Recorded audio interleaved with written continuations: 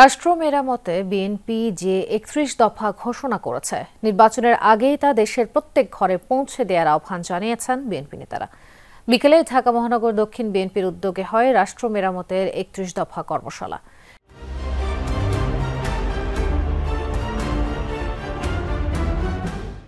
অনুষ্ঠানে বিএনপির ভারপ্রাপ্ত চেয়ারম্যান তারেক রহমানের প্রধান উপদেষ্টা মাহদি আমিন বলেন, মুক্তিযোদ্ধাদের রাষ্ট্রীয় মর্যাদা ও স্বীকৃতি দেয়া সহ এই ৩১ দফা হবে দেশের মুক্তির পথ। বলেন, ১৬ বছর দেশে কোনো গণতন্ত্র ছিল না, সকল প্রতিষ্ঠানকে দলীয়করণ করে ফ্যাসিবাদ কায়েম করেছিল আওয়ামী লীগ। এ সময় ঢাকা মহানগর দক্ষিণ বিএনপির সিনিয়র সদস্য ইশরাক হোসেন বলেন, একটি পক্ষ বিএনপির বিরুদ্ধে ষড়যন্ত্র শুরু করেছে, তারা বিএনপিকে চাঁদাবাজ হিসেবে প্রতিষ্ঠার চেষ্টা করছে।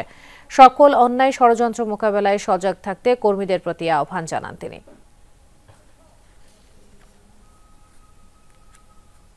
বাংলাদেশে যে কোনো সংস্কারের জনক, ধারক এবং বাহক বিএনপি, এবং ভবিষ্যতেও যদি কোনো সংস্কারকে অর্থবহ করতে হয়, সত্যিই মানুষের ভাগ্যের পরিবর্তন করতে হয়, তাহলে আমাদের আবারও জনগণের সাথে সম্পৃক্ত একটা নির্বাচিত সরকারের প্রয়োজন।